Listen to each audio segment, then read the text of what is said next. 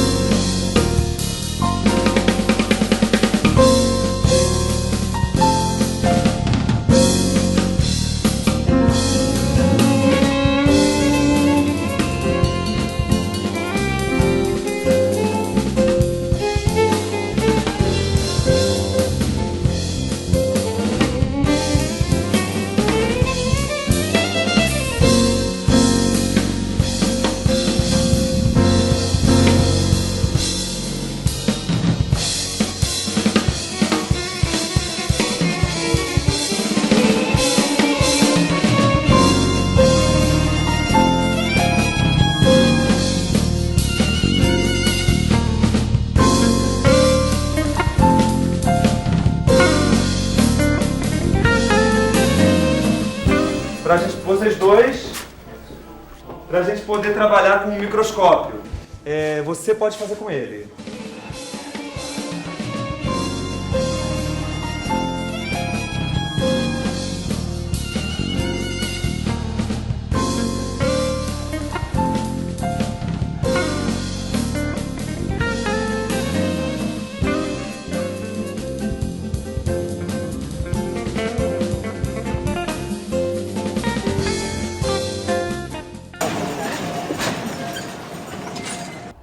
Lua, disco ornamental, musa celestial de prata, onde poetas trovam. Então era o principiante e o encerrante, né?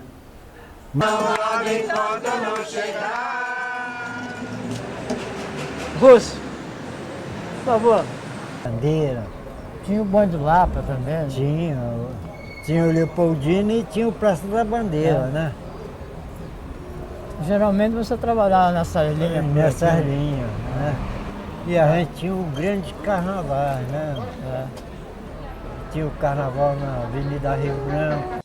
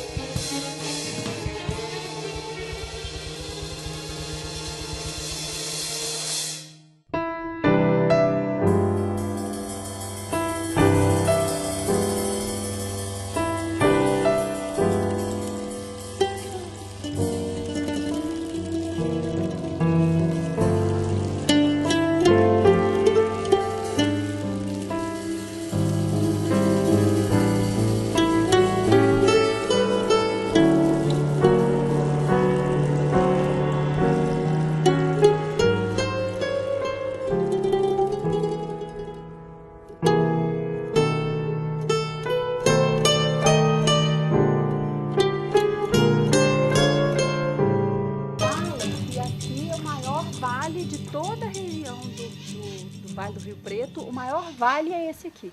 Inclusive só não demoliu a igreja porque o pessoal se reuniram e fizeram um protesto na época, um abaixo-assinado, uma coisa nesse sentido. E, né, com isso, também com isso aqui, aí vem muito mais beija-flor. Vamos começar por lá. Emílio Braga, tinha vontade de ter conhecido aquele danado, ele morreu no ano que eu nasci. Eu nasci no dia 3 de fevereiro e morri no dia 31 de março. Se eu posso falar também sobre isso aí, Pode falar, pode falar. É história.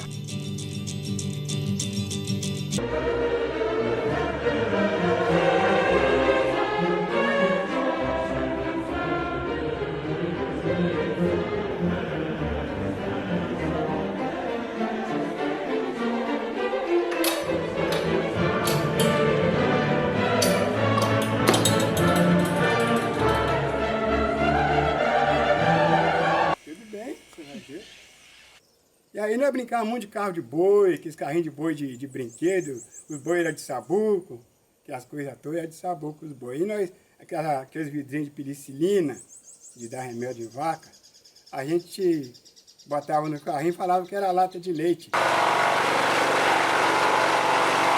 Eu acho interessante a gente começar por lá.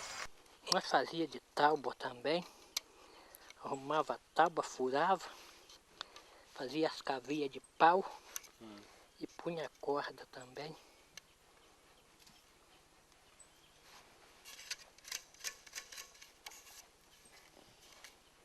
Quando o bambu tá seco, eu não estou levando muito, capaz de querer. Eu era bem novo, mas fazia um verso para as meninas, como eu brinquei de fazer para a dona Lucy, e fazia verso com o companheiro. Então você parava aquele verso, o outro pegava para fazer outro verso rimado. Então, aí veio a cana verde, veio o cateretê, veio o lundum. E aprendi a cantar calango, vi os outros cantadores cantar e fui aprendendo também. O calango é verso improvisado, o calango não tem nada decorado, o calango é verso da hora. Parou?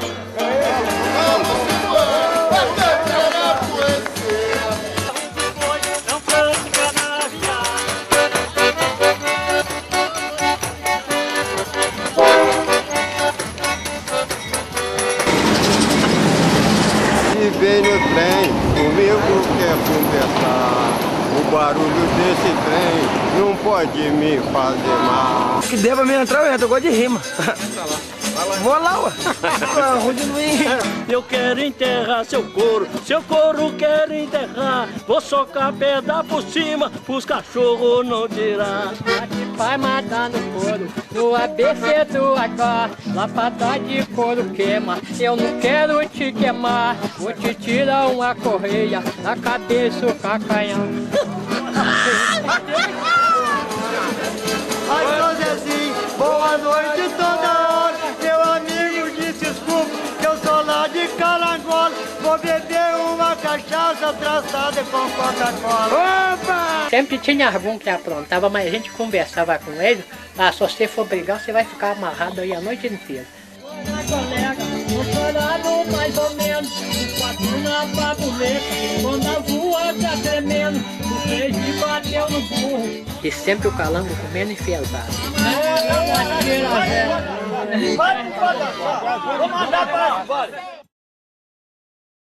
As pessoas usavam esteira de tabu para colocar debaixo do colchão, né? Forrar a cama com a esteira de tabu e depois colocava o colchão em cima. Eu trabalhava com paralelepípedo. Aí ele chegou, primeira encomenda ele fez um pedido de uma pia dessa. Aí eu fui tentar fazer, aí fiz uma e daí continuei.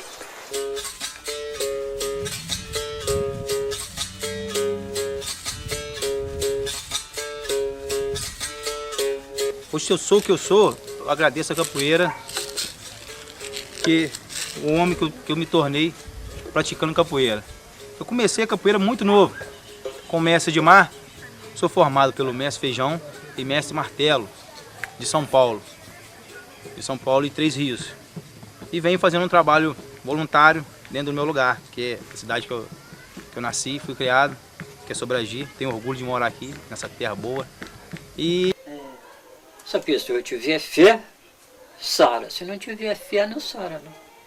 Eu aprendi com a minha avó e mesmo com a graça de Deus, tudo que vem na minha cabeça, a minha intuição, eu resolvo também. Vem muita gente aqui para me dizer? Bastante. Aprendi a rezar com a minha avó. Eu penso desde nova. Sim.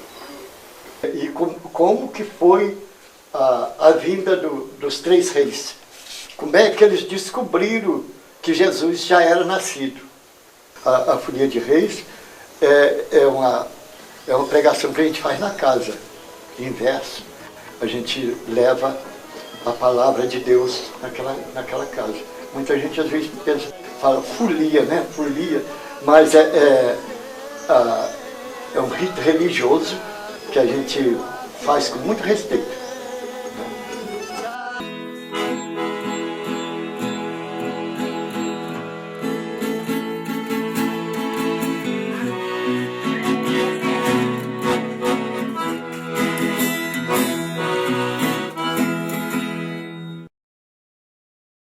Geraldo Gomes Barbosa, conhecido por Geraldo Luciano. Estrela da Paz. Com essa folia já há 53 anos. A Folia de Reis, ela nasceu no ano 200. É um rito religioso que a gente leva nas casas, que as pessoas recebem com muito carinho, com muito amor e carinho. E é a única coisa que pode levar para as pessoas a palavra de Deus, onde a pessoa não alcança, às vezes, a igreja, ou uma reunião religiosa, um outro sentido. Então, a Folia de Reis representa uma coisa muito importante na casa que a gente chega. Ele entra na igreja, mas ele tem que tirar o capacete e tirar a máscara. Não pode entrar de máscara na igreja, porque a gente, para chegar diante de Jesus, a pessoa tem que estar legal, né? E chegar com o rosto alegre, porque Jesus gosta de ver todas as pessoas alegres. E o palhaço, com aquela máscara, ele não está alegre, ele fica muito feio, mesmo que ele está alegre debaixo da máscara, mas Jesus não está vendo. Ele está alegre. O chefe da folia, que eles tratam, capitão, tem folia de reis lá fora, em São Paulo, por exemplo, eles tratam o folião de capitão. Aqui é tratado de mestre, né? Mestre da folia. Então a gente tem que dar o respeito para aquelas pessoas que estão junto com a gente, para a gente também ser respeitado por eles.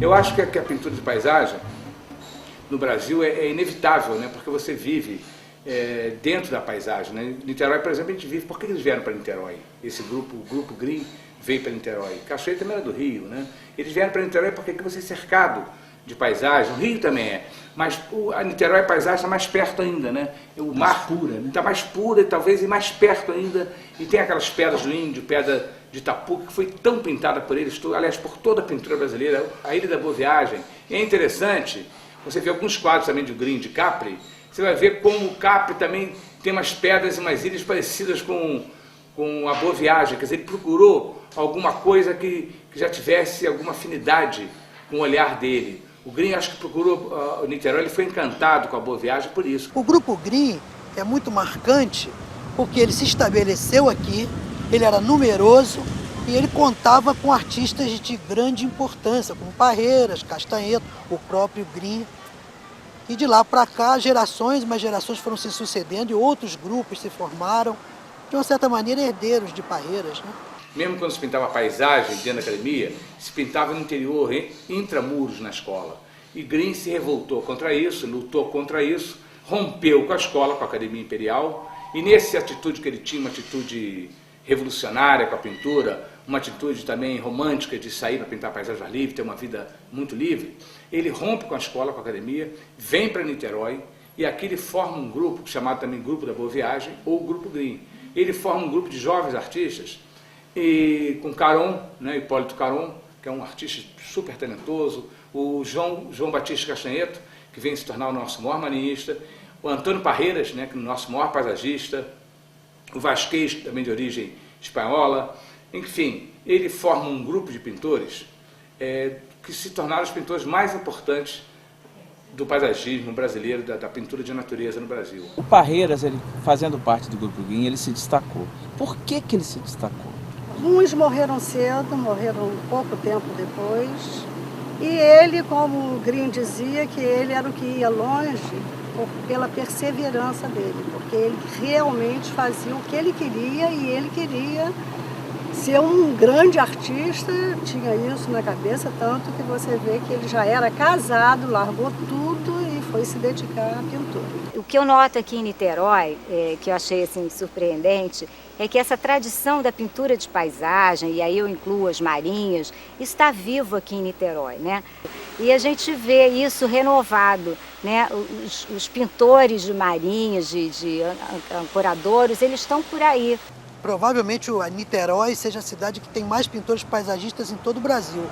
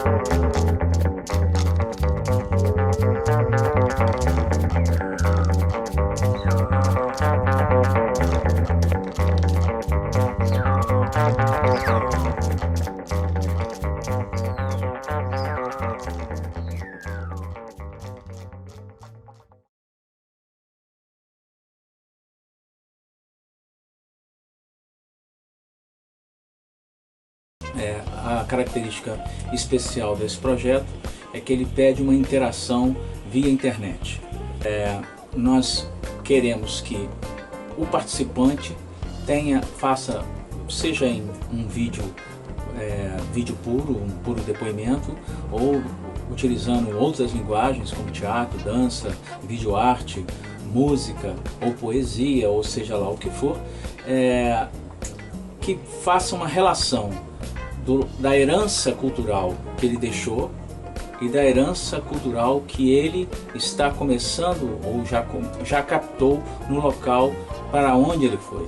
A ideia do projeto é fazer formação técnica, histórica, estética e artística deste participante para ele possa nos dar um retorno dessa conexão que ele vai gerar entre ele, que é um desgarrado, e o mundo que ele deixou e o mundo que ele está acompanhando na sua vida, né?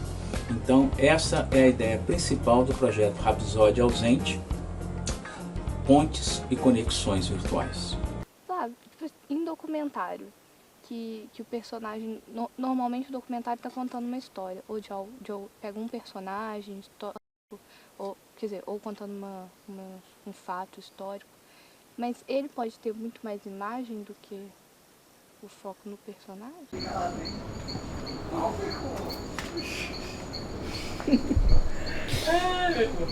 A câmera fica aqui, ó, galera. E aí a gente vai fazer ela girando pra lá. Tá ligado? Pega ele saindo. Ali, pegando aqui, saindo da porta pra lá. Mesmo tempo que a gente fez da outra vez quando ele subiu, vai ser igual, né? Se ele pegar daqui pra lá, vai ser a mesma coisa quando ele veio. Tá ligado? Vamos ver se ele faz uma coisa, não. Pô, fala aí, tu é mais profissional que a gente. Tu é mais profissional, Pô, vocês passaram o tempo todo. A última palavra é do diretor. Uma câmera na mão e uma ideia na cabeça. Para todo mundo do Expo Ideia, passei a nota, 37 mil. Uma ideia na cabeça e uma câmera na mão. Aos 14 anos de idade, o qual eu nunca tinha entrado, não sabia nem, nunca tinha tirado nenhuma foto. Esse Ceará, ele em algum momento, antes de você ver essa imagem, foi falado alguma coisa para você? Não. Como era que era apresentado esse Ceará? Mais que.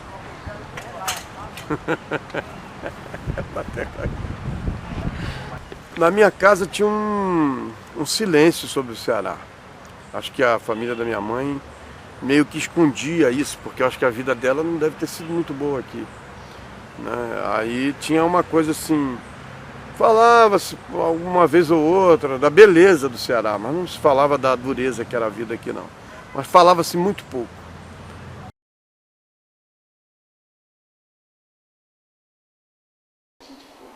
Aí a gente vai pro 3, botão info, que está aqui em cima.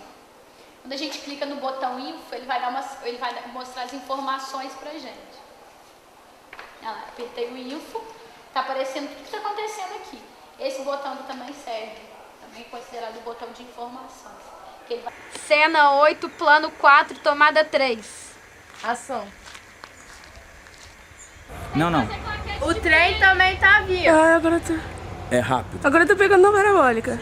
Tira. É rápida. Faz uma rápida. Mais uma.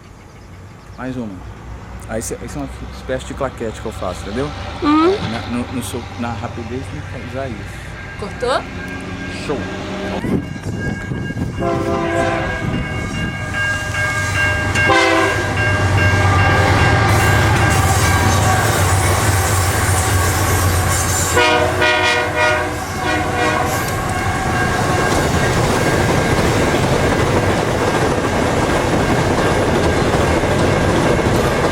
Gravando. Cena 8, plano 6, tomada 4. Ação.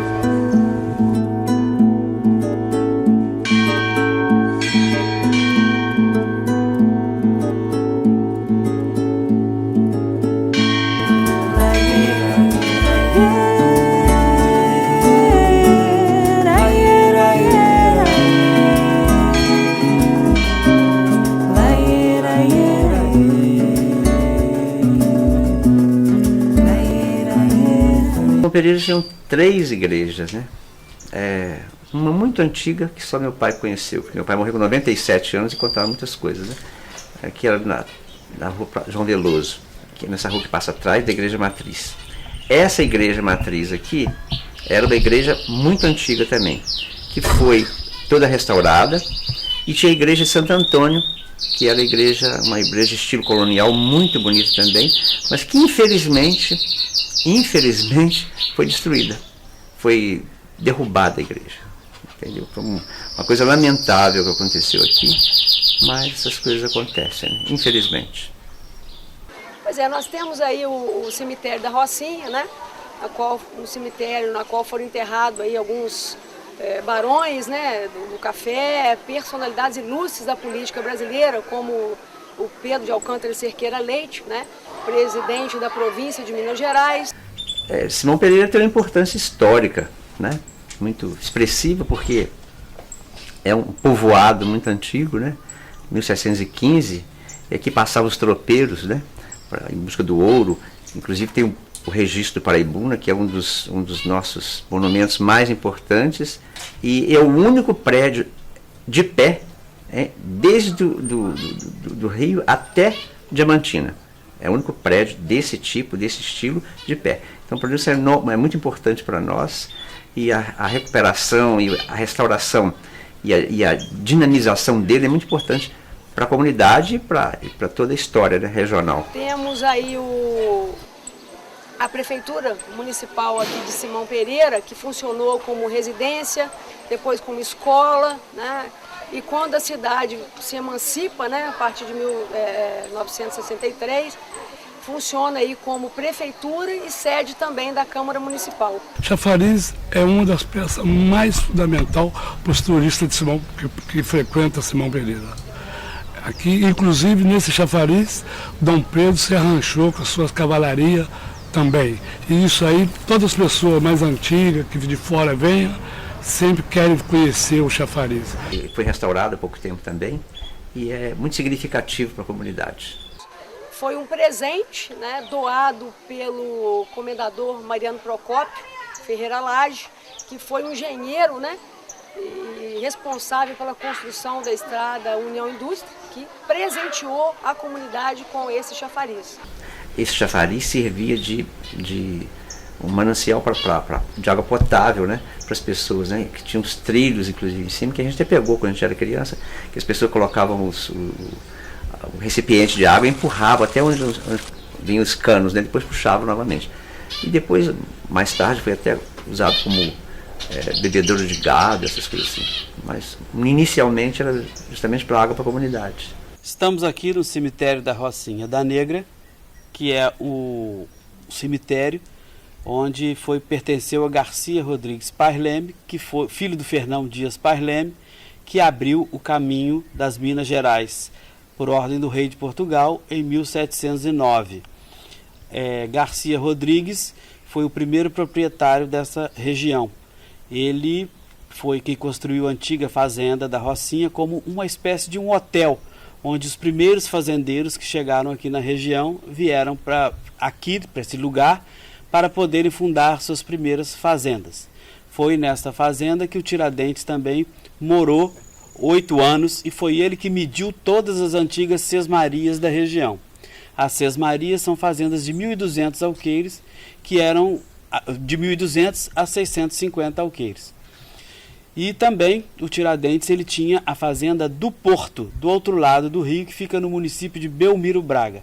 Chamava-se Porto porque é onde tinha uma travessia, uma balsa, que as pessoas, que os fazendeiros atravessavam o rio. Por isso o nome Porto. Aqui nós podemos ver a capela, que é uma obra maravilhosa. No estilo, a porta, por exemplo, que vocês estão vendo, é uma porta no estilo Dona Maria. Dona Maria, mãe de Dom João VI, ela sempre estava com leque. Por isso que tudo que tem o estilo Dona Maria leva um leque. Os móveis da época, tudo. E esta porta é uma porta Dona Maria.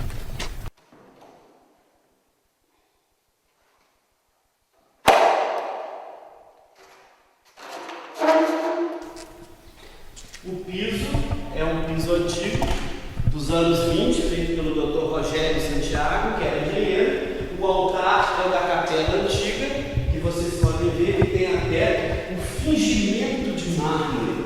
Era uma coisa muito usada no século XIX, esse tipo de trabalho. Então, muitas obras de arte que existiam aqui foram retiradas pela própria família Cerqueira Leite, porque problemas que começaram a acontecer nos anos 70, começaram a descobrir isso aqui e começaram a mexer aqui na capela. Infelizmente, essas coisas não chegaram ao nosso tempo. Uma comunidade não tem como preservar a sua história sem preservar a memória, né? E você preserva a memória a partir do momento que você preserva os patrimônios materiais e imateriais que fazem parte dessa comunidade. É como se você mantivesse a história viva, né? A memória dessa realidade social.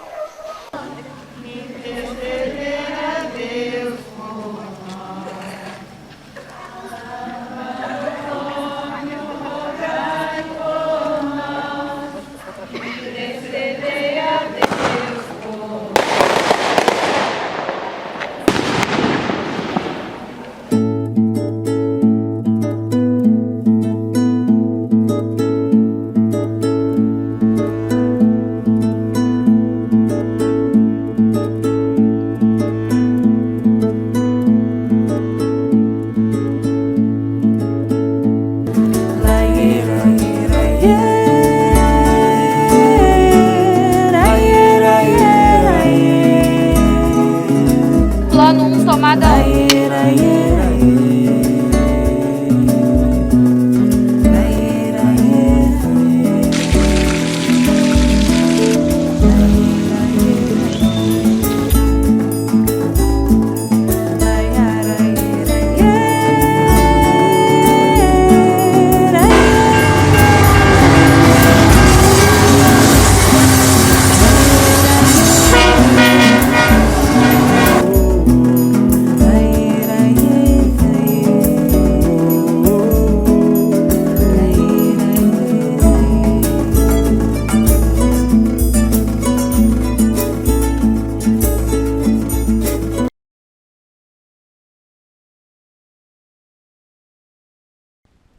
Isso tem som não, né? Tem. Tem? Tem. É aquela que a gente usou em Arrel? Essa aí? Uhum. Tinha som? Tem som, mas se você botar, por exemplo, dentro daquela capa protetora, o som fica bem ruinzinho, entendeu?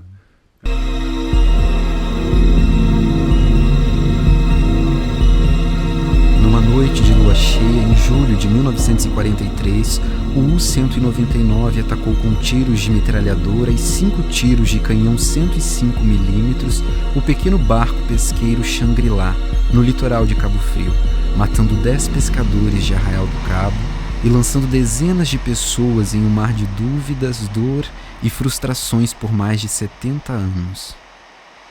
E nós conseguimos, né, através de participação de várias pessoas, mudar essa história, ou seja, fazer com que a sociedade brasileira reconhecesse que o Shangri-La também participou da Segunda Guerra. Isso foi em 1999. Uma tarefa difícil, Elísio, né? Ele conseguiu alguma coisa. Mas os documentos chamados fio da meada para eles enrolar foi eu que dei. E o processo foi formalmente reaberto. Décadas depois, tá? Agora com o mesmo número, mas com um novo procedimento. Um tiro de canhão num barco pesqueiro é algo bastante catastrófico. E as famílias jamais souberam, naquela época, em 1940, o que havia acontecido com seus entes queridos. Uma semana depois, a borda do barco encalhou aqui na prainha. A rua vivia só daqueles bolinhos para ver se sabia notícia, e ninguém dava notícia, sabe? A mãe, de tanto que chorava, enlouqueceu. Os filhos comiam farinha com água, porque não tinham o que comer. Surgiram histórias em Arraial do Cabo de que essas pessoas teriam ido viver em outro país. Nas vossas chagas pela vossa cruz, livrai-nos da guerra, Senhor bom Jesus. Uma das coisas que mais deixou a gente chateado foi a falta de justiça.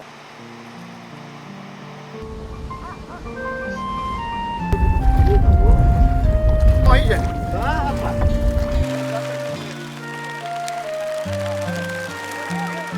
Essas pessoas, esses pescadores humildes, eles na verdade foram vítimas de um ato covarde de guerra. Nós vivemos isso indiretamente, a nossa geração, toda essa dificuldade que nossas famílias passaram, e isso repercute até hoje. Vocês perdoam o capitão? Senhoras e senhores, está encerrada a cerimônia. Os familiares dos heróis de guerra do barco pesqueiro Shangri-La receberão os cumprimentos aqui neste local.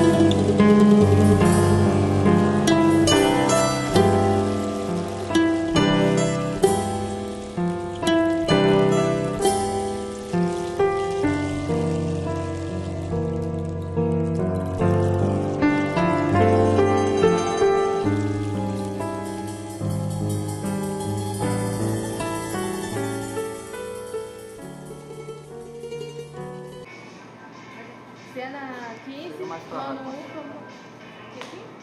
Joga pra luz. Olha. Cena 15, plano 1, câmera 1. Atenção. Ação.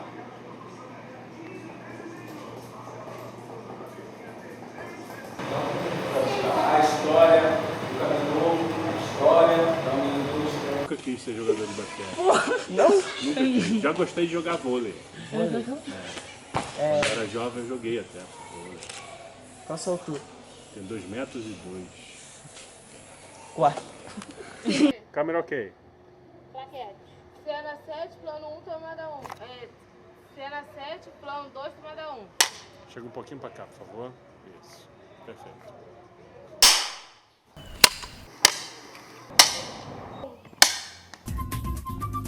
Seguindo em grande parte o traçado do Caminho Novo, a União Indústria construiu uma identidade cultural. Ao longo da história, teve outras denominações, BR-135 e depois BR-3.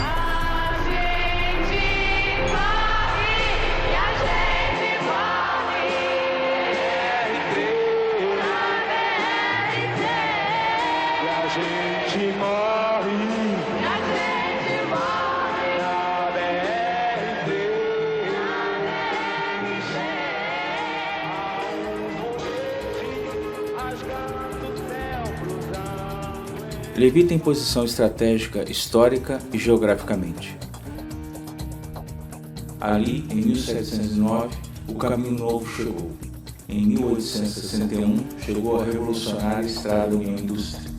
E em 1974, aconteceu a moderna BR-040.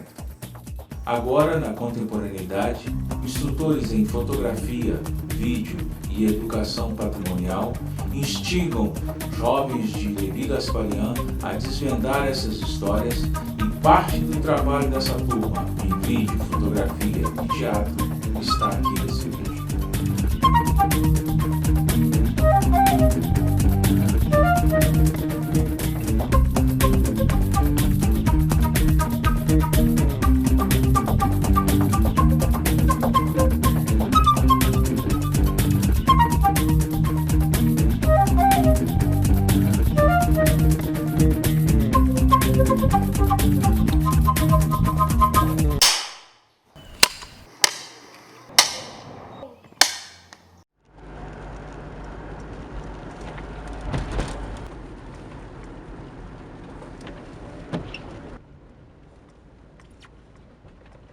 E aqui estamos no Museu Rodoviário de Paraibuna. O prédio é tombado pelo Patrimônio Histórico Nacional, o único sobrevivente das 12 estações de mudas que existiam ao longo da Estrada União Indústria. Projetados por engenheiros franceses, fabricados na França, embarcados para o Brasil e montados ao longo do trecho da União Indústria. Em grande parte, a parte móvel de peças foi recuperada, mas o prédio em si, de origem francesa, ainda guarda o seu restauro, a preservação para gerações futuras. O prédio do Museu Rodoviário foi construído em 1856, inaugurado nos 3 de junho de 1861, por Sua Majestade Imperial Dom Pedro II. Essa é a 8ª muda, a mais importante por ser limite do estado do Rio de Janeiro e Minas Gerais, que veio substituir o antigo registro do Paraibuna. E o que eram essas estações? Modernamente nós chamaríamos de rodoviárias.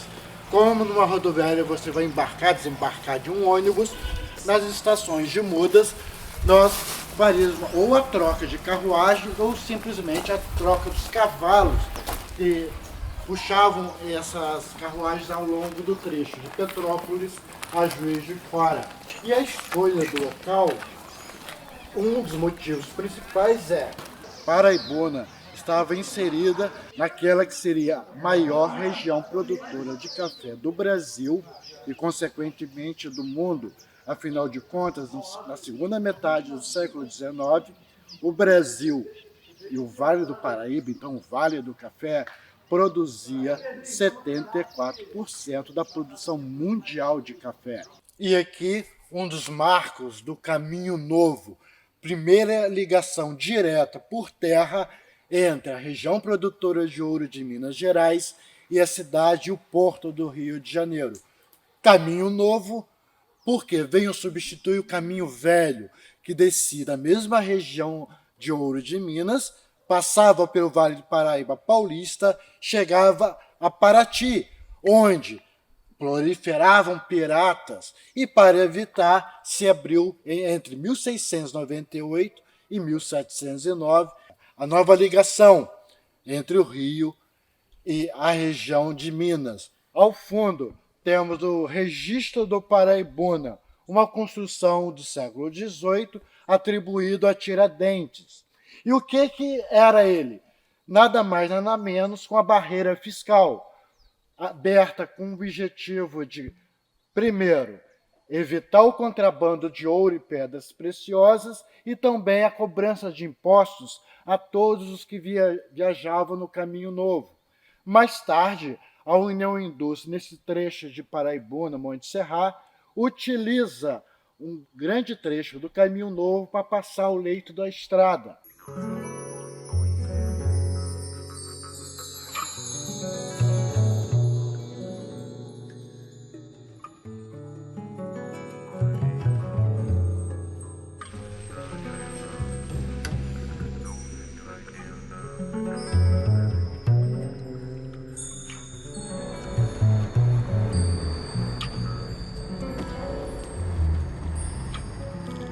Amor partido, esquecido, perdido. Chuva fina, beijando o asfalto. A estrada da velocidade, desvios, curva, os gestos perdidos. Briga largada na noite das impossibilidades. Jeito de morte. Vem comigo. Vem comigo. O perigo é a minha sossegada.